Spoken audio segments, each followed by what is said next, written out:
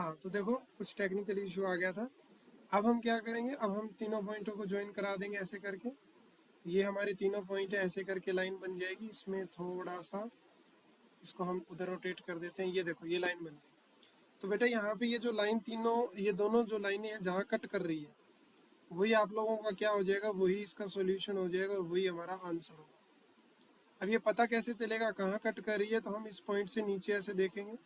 जब तुम लोग इसको स्केल से प्रॉपर ड्रा करोगे तो बिल्कुल तुम्हारा ये सही आंसर आएगा। अगर मैं यहाँ देखूँ तो मेरे को तो ये यहाँ पे 25 अप्रोक्सीमेटली और इधर से मेरे को 11 मिल रहा है। यानी अप्रोक्सीमेटली अगर मैं बात करूँ तो ये 11 और 25 मिल रहा है। आई होप तुम लोगों को समझ आ रहा होगा कैसे ड्रा करना है। देखो डिजिटल बोर्ड पे कर रहा हूँ, पेन टैब से कर रहा हूँ तो थोड़ा बहुत इधर उधर हो सकता है, ठीक है ना। तो जब तुम इसको स्केल से प्रॉपर ड्रा करोगे तो तुम्हें एक प्रॉपर बढ़िया से इसका जो कॉमन पॉइंट होगा वो आंसर मिलेगा, ठीक है ना। तो ऐसे ही तुम लोगों को इस क्वेश्चन को बनाना है। पहले अच्छे से टेबल बनानी है, फिर दोनों को इंटरसेक्ट कराना है और फिर चेक करना है कि दोनों कहाँ किस पॉइंट पे इंटरसेक्ट कर रही है। वैसे आई थिंक ये बिल्कुल हमको सही मिला है। ये देखो ये इसको सेटिस्फाई कर रहा है। x plus y is equal to 36 है, तो x की वैल्यू 11 है और उसकी वैल्यू 25 है। ये 36 ही आ रहा है, ये बिल्कुल सही बैठ रहा है। और और फिर सही है, इसमें नहीं, इस वाली कंडीशन में सही नहीं बैठ रहा, एक में तो सही बैठ रहा है। तो आई थिंक ये थोड़ा बहुत ऊपर नीचे हो गया है यहाँ पे। बट आई होप तुम लोगों को, देखो ये शायद यहाँ पे 20 वाला ये केस आगे की तरफ कट करेगा, तो ये सारे पॉइंट थोड़े से क्लोज ज़्यादा आगे, इसीलिए गड़बड़ हुई है। लेकिन अगर तुम लोग इसको स्केल वगैरह से बनाते हो अच्छे से तो बिल्कुल ये एक्यूरेटली ड्रा होगा, इसमें कोई भी प्रॉब्लम नहीं आएगी। तो आई होप तुम लोगों को ये समझ आ गया कि क्वेश्चन को करना कैसे है। तो आप लोग इस क्वेश्चन को अच्छे से बनाइएगा, ठीक है ना। चलिए आगे बढ़ते हैं, क्वेश्चन नंबर 6 कर लेते हैं। आप क्वेश्चन नंबर 6 की तरफ बढ़ते हैं। चलो देखो जरा क्वेश्चन नंबर 6 क्या दिया हुआ है। क्वेश्चन नंबर 6 हमारे पास कहता है कि given given the linear equation, हमारे पास एक लीनियर इक्वेशन है। लीनियर इक्वेशन है 2x plus y is minus 8 is equal to 0। कहता है right another linear equation in two variable such that geometrical representation of the pairs of formed intersecting line. बेटा intersecting line तब होती है जब a1/a2 बराबर नहीं होता किसके, b1/b2 के। तो यानी तुम लोगों को सेकंड लाइन ऐसे लिखनी है जैसे मैंने लिखा 3x प्लस 4y माइनस में 12 बराबर 0। तो तुम देखोगे कि 2/3 बराबर नहीं आ रहा किसके, 3/4 के। तो ये जो मैंने सेकंड लाइन लिख दी, ये सेकंड लाइन है और ये फर्स्ट लाइन है। तो ये जो मैंने सेकंड लाइन लिखी है, ये जो सिस्टम है अब कैसा बन जाएगा, इंटरसेक्टिंग लाइन का सिस्टम होगा।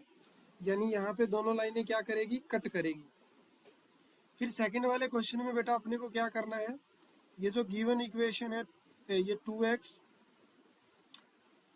प्लस 3y माइनस 8 बराबर 0, ये फर्स्ट इक्वेशन है। इसके साथ मुझे सेकंड इक्वेशन ऐसे लेनी है कि सिचुएशन पैरेलल हो। पैरेलल कब होती है, जब a1/a2 बराबर हो किसके, b1/b2 के, नॉट इक्वल टू c1/c2।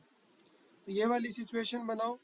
तो ये 2 है ना, तो एक काम करो, ये 2 का ही मल्टीपल ले लो। जैसे यहाँ 4x ले लो तो ये 1/2 आएगा, यहाँ 6y ले लो और इसको कुछ 20 ले लो बराबर 0। तो अब इस सिचुएशन में तुमको मिलेगा a1/a2 इक्वल टू b1/b2 बेटा, but not equal to c1/c2। तो ये जो सिस्टम बनाया है हमने, ये पैरेलल लाइन का सिस्टम बनेगा और इसके पास कोई भी सॉल्यूशन नहीं होगा। And this system is called inconsistent. इस सिस्टम को हम क्या बोलेंगे, इनकंसिस्टेंट बोलेंगे, क्योंकि इसके पास कोई भी सॉल्यूशन है नहीं होगा, ठीक है। चलिए अब हम लास्ट इसका थर्ड पार्ट देख लेते हैं बेटा। थर्ड पार्ट में बोल रहा है कोइंसाइड करनी चाहिए। कोइंसाइड कब करती है, कोइंसाइड जब करती है जब सारे ही बराबर हो। तो ये तो 1 है, तो 2 का मल्टीपल 4x लिख दो, इसको भी 2 से मल्टीप्लाई करके लिख दो और इसको भी 2 से मल्टीप्लाई करके लिख दो। अब जब तुम यहाँ पे रेशियो लोगे a1/a2 का किसके साथ, b1/b2 के और c1/c2, तो ये तीनों जो है वो बराबर आएंगे। और अगर ये तीनों बराबर आ गए बेटा तो लाइनें कर जाएगी कोइंसाइड। क्या कर जाएगी, कोइंसाइड। और जब लाइन कर जाएगी कोइंसाइड तो फिर क्या बोलेंगे, सर सिस्टम के पास इनफाइनाइट सॉल्यूशन हो गए और ये सिस्टम जब वो कंसिस्टेंट हो गया। कैसा सिस्टम हो गया, कंसिस्टेंट, मैं बार बार तुमको याद करवा रहा हूँ कंसिस्टेंट का मीनिंग क्या है।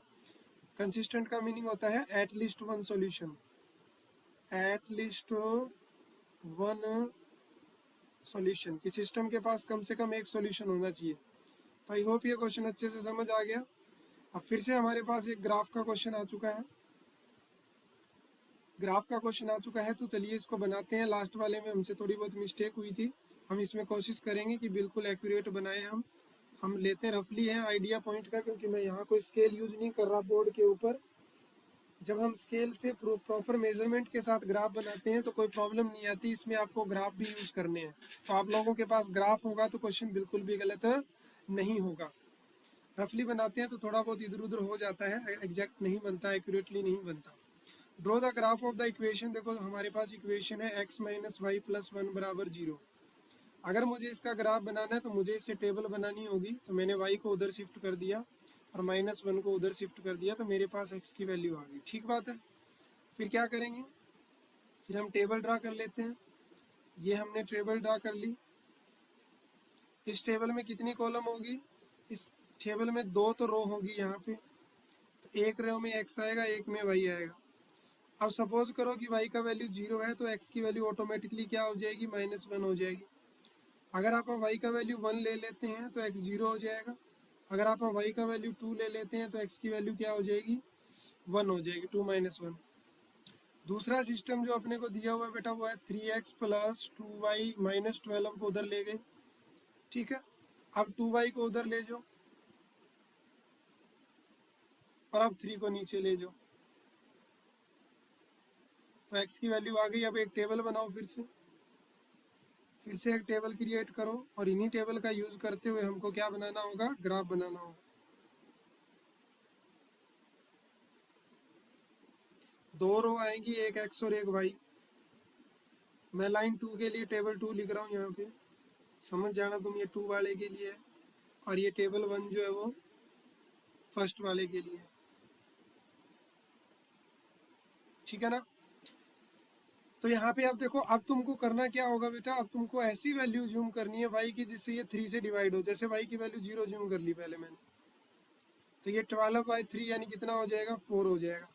अब तुम यहाँ पे एक मत जूम करना, क्योंकि 10/3 कटता नहीं है, 2 कर लो तो 8 आ जाएगा, नहीं कटता, 3 कर लो 6 हो जाएगा। हाँ, तो y का जब वैल्यू 3 रखोगे यहाँ पे तो 12 - 6 6 आएगा, 6 3 से डिवाइड होके 2 आएगा। अब एक काम करो, अब तुम 6 ही रख दो यहाँ पे, 6 रखने से 0 आ जाएगा। ठीक है, तो ये हमने इस वाली लाइन से भी एक टेबल बना ली। अब इस टेबल का यूज़ करते हुए अपन क्या करेंगे, अब इस टेबल का यूज़ करते हुए अपन क्या करेंगे, ग्राफ बनाएंगे। तो are you ready for graph? Oh very good, चलिए बनाते हैं। ये एक्स एक्सिस हो गया हमारा, ये हमारा हो गया वाई एक्स एक्सिस। ओके, ठीक है। पॉइंट अगर मैं देखूं ध्यान से टेबल की तरफ तो ज़्यादा दूर दूर नहीं है, 1 2 3 4 5 6 ऐसे है। तो आप एक एक यूनिट का लेंथ लेके यहाँ पे जो है मार्किंग कर सकते हैं। तो जैसे मान लिया मैंने कि ये 1 है, ये 2 है, ये 3 है, ये 4 है, ये 5 है बेटा, और ये 6 है। जितना गैप यहाँ है उतने गैप यहाँ लो, 1 2 3 4 5। आपको बिल्कुल ऐसे नहीं करना, तो सर आपको स्केल से करना है बेटा। ठीक है ना, कहीं ऐसे सीधे ही निशान लगा दो जैसे मैं लगा रहा हूँ, मैं तो स्केल नहीं लगा सकता ना डिजिटल बोर्ड में, तुम्हें कॉपी पे प्रॉपर स्केल का यूज़ करना है। अच्छा भैया, नेगेटिव में भी दे रखा है, बिल्कुल दे रखा है। अब ये देखो, ये गैप थोड़ा सा ज़्यादा हो गया, कोशिश करते हैं इसको कम लेने की। नेगेटिव में ज़्यादा नंबर नहीं लेते, वाई नेगेटिव है नहीं, नीचे वाले नहीं बना रहा। पहली टेबल को नोट करो, एक्स का वैल्यू -1 तो वाई 0, तो बेटा पॉइंट ये मिलेगा। दूसरा पॉइंट है x0 y1, तो ये मिलेगा। तीसरा जो पॉइंट है वो है x1 y2, ये 1 और y2, पॉइंट यहाँ मिल जाएगा अपने को। ठीक है, अब एक काम करो, अब इसको ज्वाइन करा दो, यानी इसको लाइन खींच दो यहाँ पे ऐसे सीधी, ये बन गई पहली लाइन की इक्वेशन। अब आ जाओ बेटा 2 नंबर पे, सेकंड वाली टेबल पे। सेकंड वाली में x की वैल्यू 4 है तो y 0 है, तो ये वाला पॉइंट हो जाएगा। आप पैटर्न को समझो, आप करने का तरीका समझो। क्वेश्चन फिर x की वैल्यू 2 तो y की वैल्यू 3, तो x2 तो ये रहा और y3 कहाँ होगा,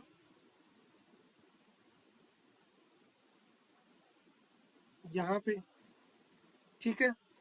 और फिर x की वैल्यू 0 और y की वैल्यू 6, तो ये वाला पॉइंट हो जाएगा। अब देखते हैं इनको ज्वाइन करके कि अपना जो हाथ से बनाया हुआ ग्राफ जो है वो सही जा रहा है कि नहीं जा रहा। इसीलिए बोलते हैं सही नहीं जाएगा, तो इसीलिए बोलते हैं कि भैया क्या करो, स्केल का यूज़ करो, कलर चेंज करके लाइन नए कलर में बनाते हैं। तो ये तो थोड़ा बहुत फ़र्क आया, देखो ज़्यादा तो नहीं आया है, तो इतना तो आप काम चला देंगे डिजिटल में। आई होप तुम समझ गए होगे कि मैं कहना क्या चाह रहा हूँ, ठीक है ना। ओके, अब यहाँ से ध्यान से देखो, अब जहाँ ये कट कर रही है वही आपका पॉइंट हो जाएगा, तो कट कर रही है, तो अब देखो थोड़ा सा ऊपर हो गया, तो एक्चुअली में ये कहाँ कट करेगी, ये पूरा 2,3 पे कट करेगी। तो ये आप देख रहे हो ये 2, यानी ये जो कटिंग वाला पोर्शन होगा ना ये यहाँ आएगा। तो ये थोड़ा सा ऊपर दिख रहा है, लेकिन ऊपर आएगा नहीं जब तुम स्केल वगैरह से प्रॉपर यूनिट लेके बनाओगे। तो ये हमारा जो मेन पॉइंट है, यही हमारा सॉल्यूशन है, और वो क्या है, 2,3 है, 2,3 है। अब एक चीज़ और बोली है इसने, कहता है determine the coordinate of the vertex of the triangle formed by these line. तो ये दो लाइनें, इन दो लाइनों ने ट्रायंगल बना दी, देख रहे हो, उसके वर्टेक्स बताओ। तो उसका एक वर्टेक्स तो ये हो गया जिसको ए नाम दे दूं, एक ये हो गया बी नाम दे दो, और एक ये हो गया सी नाम दे दो। तो ए जो पॉइंट है उसके वर्टेक्स हो गए बेटा 2,3, बी जो कोऑर्डिनेट है उसके पॉइंट हो गए -1,0, और जो सी को इसका वर्टेक्स है उसके कोऑर्डिनेट हो गए 4,0। अगर आप लोगों को इसको कलर करने के लिए बोला जाए तो आप इसको शेड भी कर सकते हैं। ये है हमारी ट्रायंगल पोर्शन जो यहाँ पे दो लाइनों के कट करने से बना है। आई होप तुम्हें अच्छे से समझ आ चुका है क्वेश्चन करना कैसे है। भैया प्रॉपर स्केल का यूज़ करना है, पेंसिल का यूज़ करना है, और ग्राफ का यूज़ करना है। अभी हाथ से बनाते हैं तो इधर गड़बड़ हो जाती है, इसीलिए आप लोगों को बोला जाता है प्रॉपर स्केल से आप करके बनाएं, ठीक है। अगर आप मेरे पास ऑनलाइन नहीं वैसे होते तो मैं आपको इसको ग्राफ के ऊपर बना के दिखाता कि कोई भी मिस्टेक नहीं होगी, बिल्कुल एक्यूरेट बनेगा। फिर भी मैंने यहाँ बहुत कोशिश की है इसको एक्यूरेट बनाने की, बहुत ही सुंदर सा डायग्राम मैंने आप लोगों के लिए बनाया है। आई होप 7 नंबर जो क्वेश्चन है वो बिल्कुल अच्छे से आपको जो है वो क्लियर हो चुका है। तो इसी के साथ बेटा एनसीईआरटी की जो एक्सरसाइज हमारी 3.1 है वो यहाँ पे कंप्लीट होती है। अब नेक्स्ट एक्सरसाइज में हमको ग्राफ नहीं बनाने, मैंने आपको ग्राफिकल मेथड सिखा दिया कि दो लाइनों को जो कि पेयर लीनियर इक्वेशन होती है उसको ग्राफिकल की हेल्प से कैसे सॉल्व करते हैं। अब हम नेक्स्ट क्लास में सीखेंगे सब्स्टिट्यूशन और एलिमिनेशन मेथड, ठीक है। तो चलिए मिलते हैं नेक्स्ट क्लास में। Thank you so much, bye, take care.